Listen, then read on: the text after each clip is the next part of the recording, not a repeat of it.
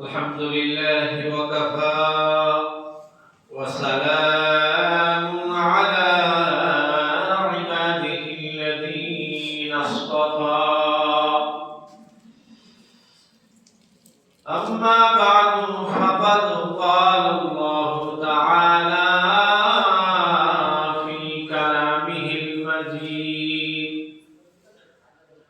وفي فرقانه الحميد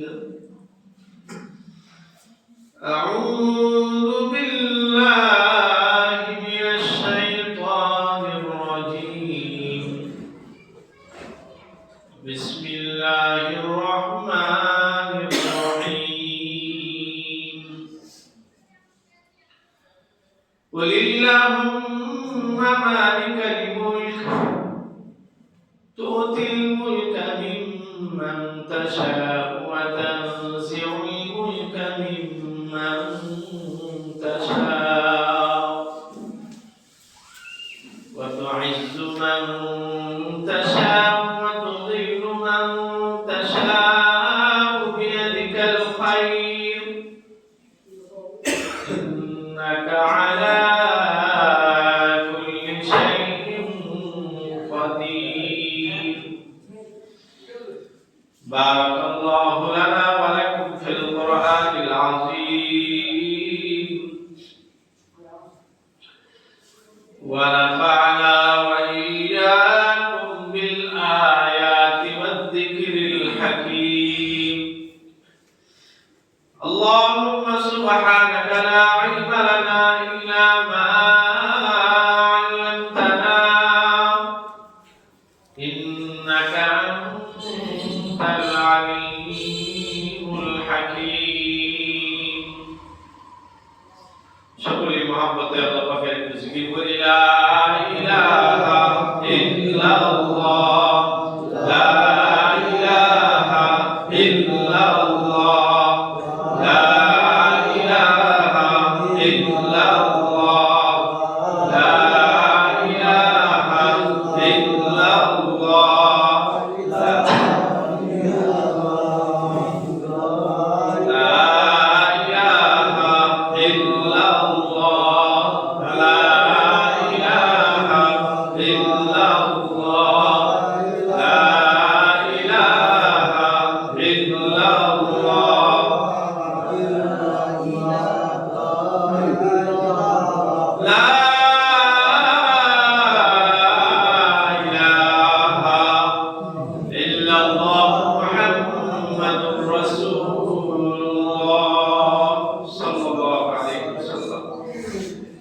মহিয়ান দয়াল সর্বশক্তিমান আহকামুল হাকিমিন রব্বুল আলামিন এর আলিশান দরবারে লাখো কোটি শুকর ও সুজুদ আল্লাহ পাক জাল্লা জালালুহু আম্মা নাওয়ালুহু আমাকে আপনাকে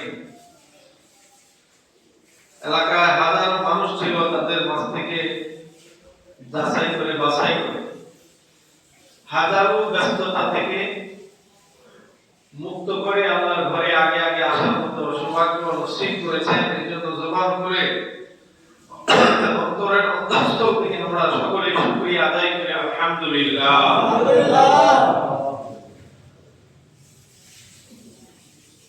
সম্মানিত হাজিরিন, আমি আপনাদের খেদমতে মহান আল্লাহ পাকের কালামুল্লাহ শরীফের একটা আয়াত কারিমা তেলাওয়াত করেছি। যে আয়াতে কারিমাতে আল্লাহ তাআলা বলতেছেন, কুল হে রাসূল আপনি বলে দিন, আল্লাহুম্মা মালিকাল মুলক, আল্লাহই সমস্ত রাজ আদিরাজ, মানে কি সমস্ত রাজারও রাজা, সমস্ত বাদশারও বাদশা। তুতিল মুলকা মান তাশা, তিনি চাইলে যাকে খুশি তাকে রাজত্ব দান করেন। রাজ্যের মস্তদে রাজ্য ক্ষমতা তিনি যাকে চান তাকে দান করেন। ওয়া তানজিউল মুলকা মিম্মান তাশা, আবার তিনি চাইলে রাজ্য ক্ষমতা চিনায় নিতে পারেন।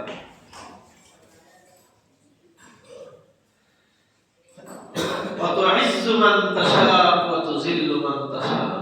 তিনি চাইলে কাউকে সম্মানিত করেন, আবার তিনি চাইলে কাউকে লাঞ্ছিত অপদস্থ অপমানিত করেন। বিয়াদিকাল খাইর, তার হাতে রয়েছে কল্যাণ। ইন্নাকা আলা কুল্লি শাইইন কাদির, নিশ্চয়ই তিনি সমস্ত কিছুর উপর ক্ষমতাবান। সুবহানাল্লাহ। এই আয়াতে একটা শানে নুজুল আছে, মানে কোরআনে কোন আয়াত বা কোন সূরার ক্ষেত্রে এই সূরা বা আয়াত কেন নাযিল হলো, এই কেন নাযিল হইল, কোন প্রেক্ষাপটে কি ঘটনার সূত্র ধরে আল্লাহ কোরআনে আয়াতটা নাযিল করলো বা সূরাটা নাযিল করলো, এরকম কিছু ঘটনাকে শানে নুজুল বলা হয়। কি বলা হয়? শানে নুজুল। এই আয়াতের শানে নুজুল হইল কোরআনে যাকে গজওয়ে আহজাব বলা হয়েছে, ইতিহাসে আমরা যাকে খন্দকের যুদ্ধ হিসাবে আমরা সবাই জানি। গজওয়ে আহজাব এর জন্য বলা হয়েছে, বিধর্মীরা, মক্কার মুশরিকরা এবং মদিনার কিছু সংখ্যক ইহুদি এবং খ্রিস্টান সম্প্রদায় সহ মোটামুটি ইসলামের বিরুদ্ধ শক্তি সব মিল্লা ঐক্যবদ্ধ হয়ে একজোট হয়েছে মুসলমানদের আস্থা হোক, মুসলমানদের যে দৌরাত্ম্য সেটা একেবারে নির্মূল করে দেওয়ার জন্য, মানে মুসলমানদেরকে একেবারে মূলোৎপাটন করে দেওয়ার জন্য তারা মোটামুটি কি করছে, একটা সিদ্ধান্ত করে তারা একটা যুদ্ধের প্রস্তুতি নিল। যে মদিনাতে যেহেতু মুসলমানদের বাস, যে মদিনাতে যাইয়া মুসলমানদেরকে চতুর্দিক থেকে হামলা করে একেবারে নির্মূল করে দেওয়া। এই জন্য এটাকে বহুজাতিক যুদ্ধ বলা হয়, কোরআনে যাকে গজওয়ে আহজাব বলা হয়েছে, ইতিহাসে যাকে খন্দকের যুদ্ধ বলা হয়। যখন সমস্ত ইসলামের বিরুদ্ধ শক্তি ঐক্যবদ্ধ হয়েছে ইসলামকে পৃথিবীর বুক থেকে চিরতরে সমূলে উৎপাদন করার জন্য, আচ্ছা বলেন ইসলাম কার? নমস্কার বলেন ইসলাম কার? আল্লাহ। ইসলাম একটা লাইট, এর সুইচটা মহান আল্লাহ তাআলা রাখেন। হ্যাঁ, তো বিধর্মীরা যতই চেষ্টা করুক, যেহেতু এর লাইট, এর সুইচ আল্লাহ তাআলার হাতে, ইউরিদুনা লিইউতফিউ নূরাল্লাহি বিআফওয়াহিহিম, আল্লাহর লাইটকে তারা ফুৎকার দিয়ে নিভিয়ে দিতে চায়। আল্লাহু মুতিম্মু নূরিহি, আল্লাহ তার আলোকে জ্বালিয়ে দিতে চায়। সুবহানাল্লাহ। আর আল্লাহ যা চায় তাই হবে। আল্লাহর চাওয়ার বিকল্প পৃথিবীর ইতিহাসে কেউ সৃষ্টি করতে পারে না। আমার ভাইরা, তখন মুসলমানরা বসল, পরামর্শ করলো কি করা যায়। তারা তো সব দল মিলে ঐক্যবদ্ধ হয়েছে মুসলমানদেরকে শেষ করে দিল। এবার কি করা যায়? নবীজি সাল্লাল্লাহু আলাইহি সাল্লামের একজন সাহাবী ছিল হযরত সালমান ফারসি। কি নাম? সালমান ফারসি। 230 বছর হায়াত পেয়েছে। সুবহানাল্লাহ। সাহাবীদের মধ্যে এত লম্বা হায়াত আর কেউ পায় না। ওনার লম্বা হিস্ট্রি বুখারী শরীফে বিশাল লম্বা, ওনার ইসলাম গ্রহণ করার হিস্টরি অনেক লম্বা সময় লাগবে হিস্টরি বলতে গেলে। যাই হোক, শেষ পর্যন্ত তিনি আল্লাহ রাসূলের হাতে হাত রেখে কালিমা পড়ে মুসলমান হইলেন। ওই পরামর্শের মধ্যে উনিও ছিলেন। কোন সাহাবায়ে কেরাম বললেন যে তারা আমাদেরকে হামলা করার জন্য আমাদের বাড়িতে আসবে, কাজে আমরা ভীরুর মতো ঘরে বসে থাকবো, তা হইতে পারে না। আমরাও আগায় যায় তাদের বিরুদ্ধে কি করবো, অস্ত্র তুলে দেব। সবাই বিভিন্ন ধরনের পরামর্শ দিল। হযরত সালমান ফারসি রাদিয়াল্লাহু তাআলার দিকে তাকায়া আল্লাহর হাবিব জিজ্ঞেস করলেন, আপনি কি বলেন? তখন হযরত সালমান ফারসি বড় শিক্ষিত মানুষ ছিলেন, তিনি পারস্যের ছিলেন। আরব কালচার একরকম, ওই এলাকার কালচার গুলো আরেক রকম। তখন তিনি বললেন যে দেখেন, যুদ্ধ মানে হলো কৌশল, যুদ্ধ মানে কি? রণ মানে কৌশল। কৌশলে যে বিজয় লাভ করতে পারে সেই বিজয়ী। আমরা এক কাজ করি, যেই পথ দিয়ে তারা মদিনায় হামলা করার জন্য ঢুকবে, আমরা এখানে একটা পরীক্ষা গঠন করে দিই, খাল গঠন করে দিই। খাল পার হয়ে তারা যদি মদিনায় ঢুকতে চায়, তাহলে খালের ওই পারে আমরা বসা রাখবো, যেই খালে নামবে তাকে আমরা হামলা করবো। পুরো অবস্থাতে তারা খাল পার হয়ে মদিনার ভিতরে ঢুকতে পারবে। আর ভিতরে যেহেতু ঢুকতে না পারে, তাহলে তারা সংখ্যায় যত বেশি হোক আর আমরা সংখ্যায় যত কমই হই, আমরা এই বিশাল বাহিনীকে আমরা পরাস্ত করতে পারব। আল্লাহর হাবিব সাল্লাল্লাহু আলাইহি ওয়াসাল্লাম চিন্তা করে দেখলেন যে এই পরামর্শ তো আরব রণকৌশল বা আরব দেশের যে যুদ্ধ, এটা টোটালি একটা ডিফারেন্ট, মানে এরকম আরবদের মধ্যে এরকম যুদ্ধের কোনো কৌশল নাই। তাহলে আনকমন একটা জিনিস এখানে সেট আপ করা, এটা হয়তো তার আইডিয়াও করতে পারবে। তখন আল্লাহ রাসূল সাল্লাল্লাহু আলাইহি সাল্লাম সেই সময় সেই যুগে, এখন তো বিকু বিশাখাই দিয়া এক ঘন্টায় বহু জায়গা ভ্রমণ করতে পারে। আরবে যারা গেছেন, আল্লাহ তাআলা আমাদেরকে যাওয়ার তৌফিক দিয়েছেন, আলহামদুলিল্লাহ। এখানে বালু পাথর, মাটি নাই, পাথর কোথাও কোথাও শুধু পাথর। আর তো মদিনার অভিমুখে, মানে যে রাস্তা দিয়ে মদিনার ভিতরে ঢুকতে হয়, প্রবেশদ্বারে আল্লাহ রাসূল সাল্লাল্লাহু আলাইহি ওয়াসাল্লাম বললেন যে তোমরা 10 হাত করে এক একজনে 10 হাত করে দিও, দিয়ে একটা খাল খনন করে দাও, একটু প্রশস্ত করে, যেন লাফ দিয়ে পার হওয়ার কোনো কি না থাকে, সুযোগ লাফ দিয়ে পার হতে পারবে না। তাইলে মোটামুটি তো অনেকখানি বড় দরকার। এইভাবে যখন খাল খনন করতেছে, খাল খনন করতে করতে হঠাৎ করে এক জায়গায় বিশাল বড় একটা পাথর পড়ছে। যে সাহাবীর বাগে পাথর পড়ছে, এই সাহাবী তার কোদাল দিয়া, ক্ষমতা দিয়া, শাবল দিয়া হাজারো চেষ্টা করে দেখলো, পাথর ভাঙতে। হাজারো চেষ্টা করার পরও যখন পারে না, তখন আল্লাহর হাবিব সাল্লাল্লাহু আলাইহি সাল্লামের কাছে দৌড়ে গেলেন, ইয়া রাসূলুল্লাহ, ইয়া হাবিবাল্লাহ, আল্লাহর পয়গম্বর, আমরা তো আমাদের সাধ্যমতো হাজার চেষ্টা করে দেখেছি, এই বিশাল বড় পাথর খণ্ড আমাদের পক্ষে ভাঙা সম্ভব হচ্ছে না। আল্লাহ রাসূল সাল্লাল্লাহু আলাইহি সাল্লাম আগায় গেলেন, আগায় গিয়ে নিজেই কোদাল হাতে নিলেন। সুবহানাল্লাহ। আল্লাহ রাসূল সাল্লাল্লাহু আলাইহি সাল্লাম কোদাল হাতে নিয়ে যখন পাথরের মধ্যে কোদাল দিয়ে আঘাত করলেন, পাথরের 3 ভাগের 1 ভাগ ভেঙে চূর্ণ বিচূর্ণ হয়ে গেছে। সুবহানাল্লাহ। দুনিয়ার 4000 যুবকের শক্তি আল্লাহ তাআলা আল্লাহর রাসূলকে দান করেছিলেন। সুবহানাল্লাহ। এই কোম্পানিতে আসমানে ঘটনা আছে। দুনিয়ার 4000 যুবক যে পরিমাণ শক্তি আর ক্ষমতা গায়ে ছিল, এই পরিমাণ শক্তি একা আল্লাহর রাসূলকে আল্লাহ দান করেছিলেন। সুবহানাল্লাহ। পাথরের 3 ভাগের 1 খণ্ড যখন ভেঙে চিরচির হয়ে চূর্ণ বিচূর্ণ হয়ে অগ্নি স্ফুলিঙ্গ হইল, আল্লাহ রাসূল সাল্লাল্লাহু আলাইহি সাল্লাম তখনকার সময়ে পৃথিবীর সুপার পাওয়ার হলো রোম আর পারস্য। রোম আর আল্লাহ রাসূল সাল্লাল্লাহু আলাইহি সাল্লাম কূপ দেয় আর অগ্নি স্ফুলিঙ্গ তৈরি হয়, সেখানে রোমের রাজ প্রাসাদ দেখতে পাওয়া। আবার কূপ দেয়, আবার কূপ দেওয়ার পরে আরো 3 ভাগের 2 ভাগ ভেঙে চূর্ণ বিচূর্ণ হয়ে যায়। রাসূল সেখানে পারস্য সম্রাটের রাজ প্রাসাদগুলো দেখতে পায়। আরেক কূপ দেয়, একেবারে ভেঙে চূর্ণ বিচূর্ণ হয়ে খাল তৈরি হয়ে যায়। সুবহানাল্লাহ।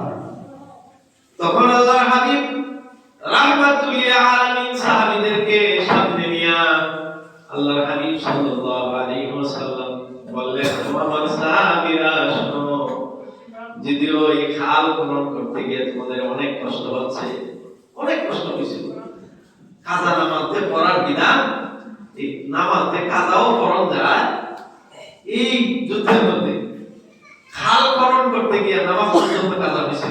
সুবহানাল্লাহ। পাহাড়াদারিতে লিপ্ত নামাজ দেয়া কাজা যে পড়ন যায়, এই শিক্ষাটা এই জায়গা থেকে হয়েছে। সুবহানাল্লাহ, এটা ইসলামের একটা শিক্ষা। রাহমাতুল আলামিন সাহাবীদেরকে লক্ষ্য করে বলেন, ও আমার সাহাবীরা শোনো, আমি যে পাথরের মধ্যে আঘাত করেছি, সেই পাথরের আঘাত থেকে যে অগ্নিস্ফুলিঙ্গ বের হয়েছে, সেই অগ্নিস্ফুলিঙ্গের ভিতরে তোমাদের সুসংবাদ দেওয়া হয়েছে। রোম পারস্য বর্তমান দুনিয়ার সুপার পাওয়ার, আমি সেই প্রাসাদগুলো দেখতে পেয়েছি। আমি মহান আল্লাহ তাআলার দরবারে আশাবাদী, অতি শীঘ্রই মহান রব্বুল আলামিন আমাদেরকে এই সমস্ত রাজ্য আমাদের হাতে দান করবে। সুবহানাল্লাহ। বেঈমান কাফেরদের হামলা প্রতিহত করার জন্য খাল খনন করতেছে। আর সেই মুহাম্মদ সাল্লাল্লাহু আলাইহি ওয়াসাল্লাম বলে কি, সেই রোম পারস্য বিজয়ের স্বপ্ন, আবার সেই সুসংবাদের কথা যখন সাহাবায়ে কেরামের মধ্যে শোনায় দিয়েছে, সাহাবায়ে কেরামের এত কষ্ট, দুঃখ, ক্লান্তি সব নিমিষে মুছে গেছে। সুবহানাল্লাহ। সাহাবায়ে কেরাম জানতেন আল্লাহর হাবিব সাল্লাল্লাহু আলাইহি ওয়াসাল্লামের জবান মোবারক দিয়ে যা বের হয় তা কখনো মিথ্যা হতে পারে না। এই কথাগুলো যখন মুনাফিকদের কানে পৌঁছে যায়, সেখান থেকে যখন ইহুদি খ্রিস্টান কবিরার মধ্যে এই বার্তাগুলো পৌঁছে যায়, তারা আল্লাহর হাবিব সাল্লাল্লাহু আলাইহি ওয়াসাল্লামকে নিয়ে ঠাট্টা বিদ্রূপ করা শুরু করে দিল। দেখো, নিজেদের আত্মরক্ষার জন্য খাল খনন করে, আবার বর্তমান দুনিয়ার সবচেয়ে সুপার পাওয়ার পারস্য সম্রাট আর রোম, ওই সমস্ত রাজপ্রাসাদ ইসলামে বিজয় করার স্বপ্ন দেখে কি আশ্চর্য ব্যাপার, এগুলো নিয়ে বলে বলে আর নবীজির উপর ট্রল করা শুরু করছে। মহান আল্লাহ তাআলা তাদের এই ট্রলের জবাব দেওয়ার জন্য আমি যে আয়াত তেলাওয়াত করেছি, কুলিল্লাহুম্মা মালিকাল মুলক তুতিল মুলকা মান তাশা ওয়া তানজিউল মুলকা মিম্মান তাশা ওয়া তুইজ্জু মান তাশা ওয়া তুযিল্লু মান তাশা বিয়াদিকাল খায়র ইন্নাকা আলা কুল্লি শাইইন কাদির। এই আয়াত আল্লাহ তাআলা নাযিল করে দিলেন। জোরে জোরে বলুন সুবহানাল্লাহ। আমার হাবিব, আমার বন্ধু, তারা আপনাকে নিয়ে ট্রল করতেছে, আপনি তাদেরকে জানাই দেন কুলিল্লাহুম্মা মালিকাল মুলক, আপনি বলে দেন আল্লাহই মসনদে বসায়, ওয়া তানজিউল মুলকা মিম্মান তাশা, আল্লাহ তাআলাই মসনদ থেকে আবার নামায়, তিনি যাকে ইচ্ছা সম্মান দেন, আবার তার সম্মানের আসনটা তিনি কেড়ে নেয়। জোরে বলুন সুবহানাল্লাহ। আমার ভাইরা, ইতিহাস সাক্ষী, আল্লাহর নবীজি এরপর খলিফা হলেন হযরত আবু বকর সিদ্দিক। আবু বকর সিদ্দিক রাদিয়াল্লাহু আনহু 2 বছর কয়েক মাস খেলাফতের প্রস্তুতি ছিলেন, অল্প সময়। তিনি আল্লাহর নবীজি যে অবস্থা রেখে গেছেন, এই অবস্থা থেকে বিন্দু পরিমাণ আগেও বাড়া নাই, আবার কমানোর সুযোগ দেয় নাই। সুবহানাল্লাহ।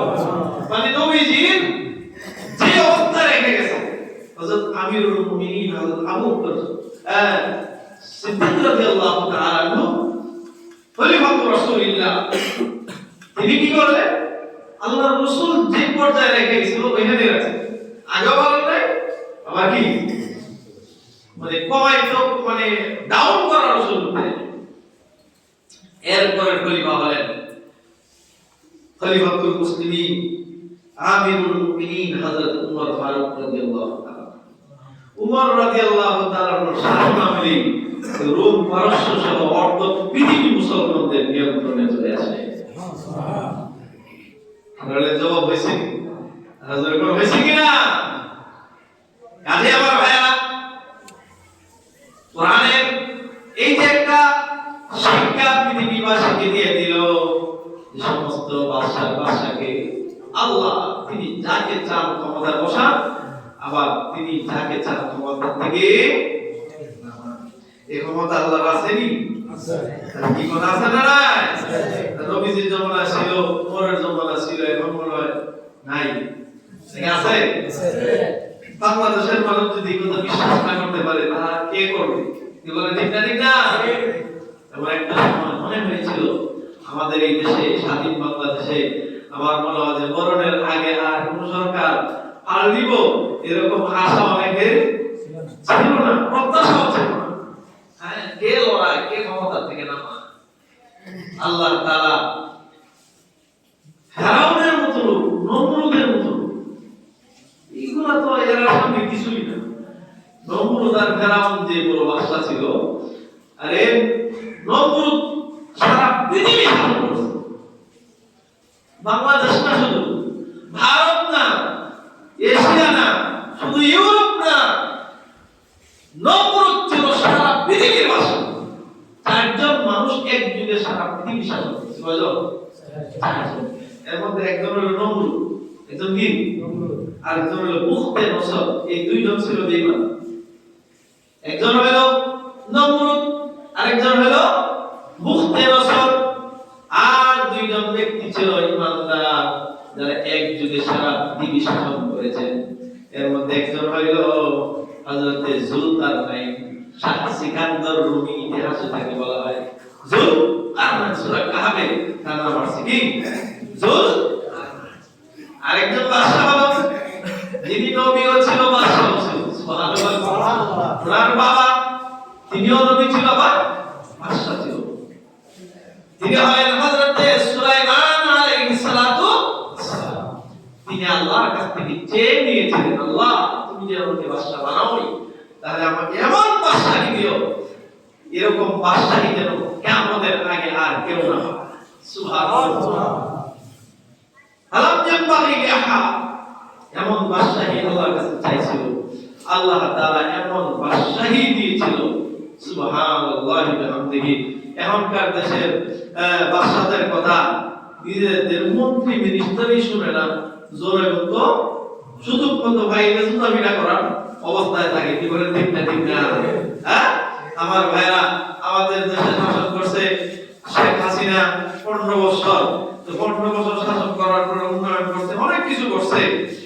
শেষ পর্যন্ত যে 24-এর সময় যে গণ অভ্যুত্থান হয়েছে, এই সময় যদি পাবলিক লাগাও পাইতো, কি অবস্থা রইল?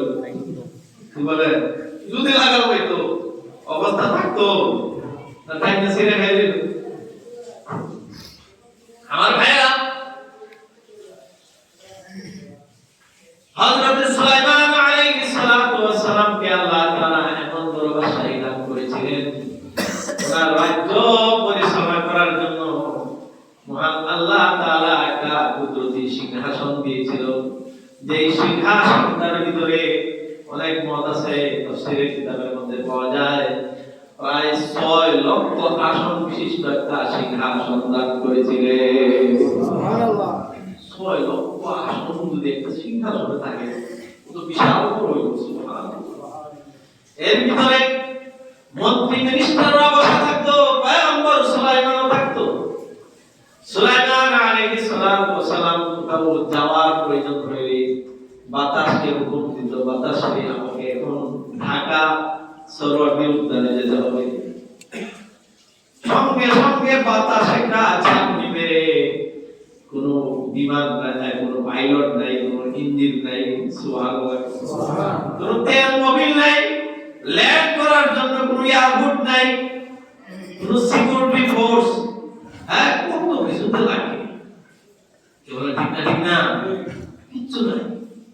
সুলাইমান হুকুম করে বাতাসে একটা ঝাঁকুনি দিয়া সিংহাসনের মন্ত্রী পরিষদের লইয়া ওই আকাশে উইড়া মুহূর্তের ভিতরে এক সকাল আর এক বিকাল যদি চলতো, তাহলে 1 মাসের পথ অতিক্রম করতে পারত। সুবহানাল্লাহ। পিতরার কথা শুনতো, পিতরার ভাষা বুঝতো, প্রাণীদের ভাষা বুঝতো, জিন্নাতকে ওনার আনুগত্য করে দিয়েছিল। সুবহানাল্লাহ। এত ক্ষমতা পাওয়ার পরেও আল্লাহকে ভুলে নাই, যার কারণে আল্লাহ সুলাইমানকে দামি বানাইছে। আর নমরুদকেও আল্লাহ এমন একটা সিংহাসন ছিল, নমরুদ সারা পৃথিবী শাসন করছে। কি করছে? সারা পৃথিবী শাসন করার পরে একটা লেন্দ্রা মশার কাছে সে পরাস্ত হয়ে গেছে। কি মশা? তাদের মানুষের কাছে শক্তিশালী বীর বাহাদুরের ধুলের আঘাতে মারা গেছে। একটা লেন্দ্রা মশা মশা এটা বললে তুই ইজ্জত না কি বলে ঠিক না বলে মশা এর কামড়ে বেড়ে গেছে ইজ্জত থাকে দাদা আরে যে সারা পৃথিবী শান্ত এক যুগে সারা পৃথিবী চার ইশারায় চলতো এমন একটা লোককে আল্লাহ মশা দিয়ে মশা দাও লেখা আল্লাহ পারে কিনা পারে না পারে ইতিহাস আল্লাহ দেখাই দিয়েছে ক্ষমতার চেয়ার পাইয়া যদি বেশি বাহাদুরি আর মাস্তানি দেখাও আমি আল্লাহ যেমন উঠাইতে পারি আমি আল্লাহ তাআলা চাইলে নামাইতেও পারি গতকাল দেখলাম তারেক রহমান দেশে ফিরছে কি অবস্থা আমার ভাইয়া 17-18 বছর পর্যন্ত দেশের মাটিতে পা রাখবো এই ক্ষমতা তার ছিল না এখন 17-18 বছর পরে যারা ক্ষমতার বাহাদুরি দেখাইছে এরা দেশের মাটিতে মরণ হইব কিনা এটা সন্দেহ আল্লাহ পারে কিনা পারে না আমার আয়াতের দিকে খেয়াল রাখবেন আল্লাহ চাইলে ক্ষমতা বসাইতেও পারে আল্লাহ চাইলে নামাইতেও পারে আল্লাহ চাইলে সম্মান দিতেও পারে আল্লাহ চাইলে সম্মান দিতেও পারে সময় বেশি তখন কোন মেধা কোন বুদ্ধি কোন ফোর্স কোন ইন্টেলিজেন্স সোর্স কোন মিডিয়া শক্তি কোন শক্তি দিয়ে কাজ হবে না কারণ আল্লাহ রব্বুল আলামিন এমন একজন পরাক্রমশালী যার কুদরতি হাতের ভিতরে গোটা পৃথিবীর রাজত্ব জোরে কোন সুবহানাল্লাহ বান্দারা ফরমানি করলেও আল্লাহ ধরে না ধরবে না যেটা আল্লাহ বলে দিয়েছে আরে ধরতাম না এখন ধরবো না কিন্তু তুমি মনে করো না যে তোমার ধরার ক্ষমতা নাই এটা তুমি মনে করো না আমি আল্লাহ তাআলা দুনিয়াতে তোমাকে একটু সময় দিয়ে রাখছি ইন্না হাদাইনাহুস সাবিলা ইম্মা শাকিরা ওয়া ইম্মা কাফুরা আল্লাহ বলেন আমি তোমাকে দুনিয়াতে আসার পরে দুইটা পথ তোমার সামনে খুলে দিয়েছি হয় তুমি আমার কৃতজ্ঞতার পথ অনুসরণ করে চলো তাকে গ্রহণ করার ইখতিয়ার আমি আল্লাহ তোমাকে দিয়ে দিলাম আর না হয় আমার অকৃতজ্ঞ পথ আমার নাফরমানির পথ সে তাদের চলতে পারো চলার মতো ক্ষমতা আমি আল্লাহ দিয়ে দিলাম তবে মনে রেখো কৃতজ্ঞতার পথে যদি চলো তোমার পরিণাম হলো জান্নাত আর অকৃতজ্ঞতার পথে যদি চলো তাহলে তোমার পরিণাম হলো জাহান্নাম সব বলে দিছে আল্লাহ আমার ভাইরা এই যে আল্লাহ তাআলা বান্দার ভিতরে একটা শক্তি ইচ্ছা শক্তি আল্লাহ তাআলা বান্দার নিয়ন্ত্রণের ভিতরে আল্লাহ করেছে সুবহানাল্লাহ অনেক সময় আমরা কই না আরে নামাজ পড়ি না আল্লাহ তৌফিক দেয় না তো নামাজ পড়বো কেমনে এগুলো শয়তানের যুক্তি কার যুক্তি